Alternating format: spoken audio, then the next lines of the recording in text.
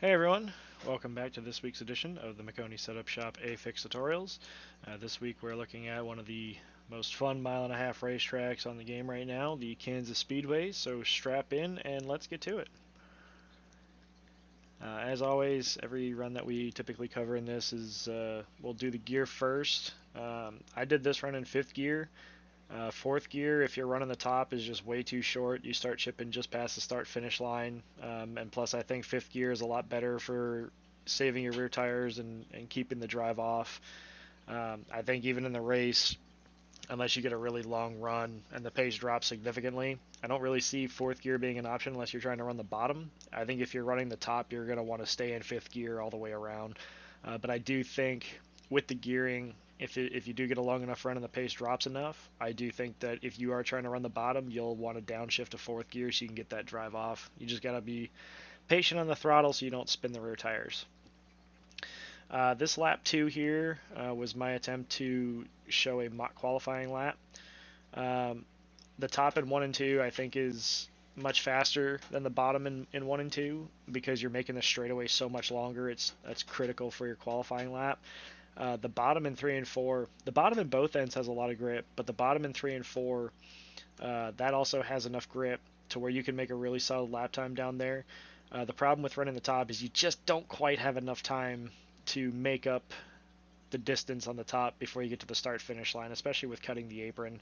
Um, I think my best Q lap running top was I think a 31:13, and the first time I tried top bottom I was already faster, so that's why I demonstrated it like that. I think it'll be user preference again, different variables, wind, weather, all that sort of stuff. The top might actually be a little bit better, but I was consistently faster running top bottom when I was trying to do hot laps. Speaking of lines, I know we've covered this track before, and some of this might be the same stuff that I've repeated, but when it comes to running the bottom, you want to try to get that nice big arc and make sure you get to the white line. Uh, it's very noticeable when you get to the white line, the amount of grip down there. If you miss it by half a car length, it's very noticeable how little grip you feel like you have down there. Okay, this lap here demonstrating the middle. This isn't me trying to sugarcoat it. Okay, the middle has traditionally been a weak lane here.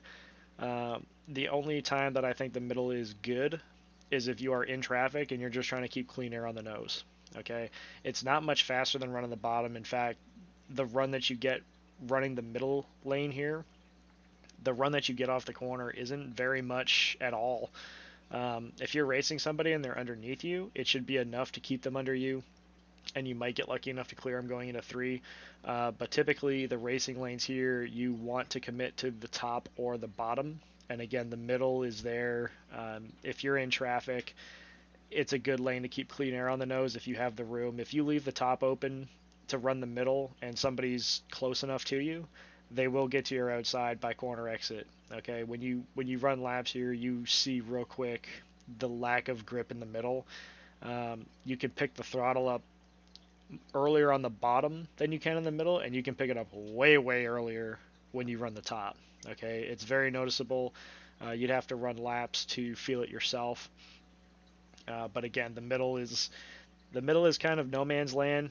It's only there if you're in traffic trying to keep air on the nose. Other than that, I really think you want to commit to the bottom or the top. And again, it's really important if you're going to commit to the bottom, get that arc, nice big arc, and make sure you get down to the white line or as close as you can to it. Okay, as you can see right here, that's as close as I got to it, and you can feel the grip. It's almost like it's pulling the left side of the car around the racetrack, where if I was to miss it by about half a car length, you're waiting on the throttle and you're going to find that you're putting a lot of wheel into it. And if you're in traffic and behind somebody, the dirty air is only going to make that worse. Okay, kind of like Bristol, when it comes to running the top, I like to feel like I'm floating the car into the corner here. It's not the same feeling as I get when I'm at like an old Atlanta or a Homestead or like a Chicagoland, for example. Like those ones, you want to drive it straight to the wall and hold it there. Where this track here, kind of like Bristol, I almost feel like I'm floating it into the corner, letting the car drift itself up a little bit. And the moment the car starts to come up the racetrack here, you can get back into the gas, run on the top. There's so much grip. The car makes a lot of downforce running up there. It's it's a good feeling. You feel like Superman when you run the top here. You don't necessarily have to be right on the wall. I still think the best way to get around here is to hug the seam. Yeah, it's cool to run the wall, and um, you'll see when I finish here how close I really got to it. Um, but it's not. You don't go much faster. Okay, if you're racing somebody here and they're trying to get to your outside, then yeah, you're going to want to enter a little higher to make sure they don't get to your right rear. Because typically here at Kansas, if somebody does get to your right rear, they're going to pass you, typically. So a lot of times late in a race, if people are fighting for position, you'll see that they're very protective of the top, which again, when it comes to passing, this bottom lane is very useful. Okay, you make up a lot of ground entry to center. You do lose it off, but if you can get position and get in front of the guy that you're racing, you can slide up with no problems on exit. They're just going to cross you over. Okay, you typically running the bottom. I find that I'm gaining about a tenth from entry to center, maybe a touch more than that. But the real difference from running the top is the speed that you get running down the back straightaway. You're just making the straightaway so much longer that you're going to carry that much more speed. That's where they make up the time running the top. Again, this is a very racy racetrack, and it's a lot of fun. So you just got to make sure that you're keeping your tires under you and be around for the end.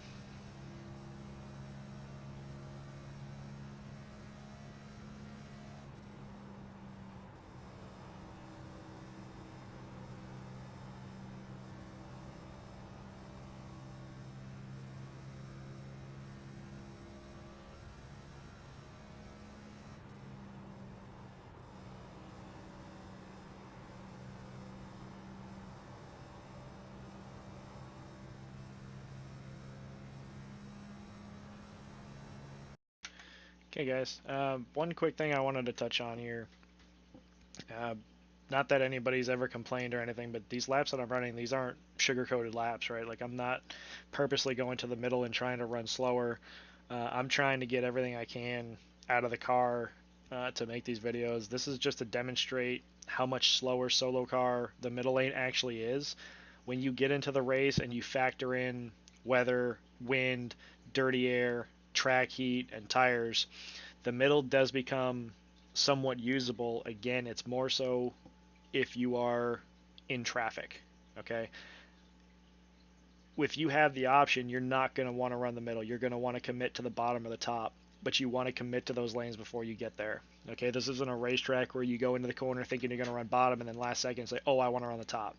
It just doesn't work that way.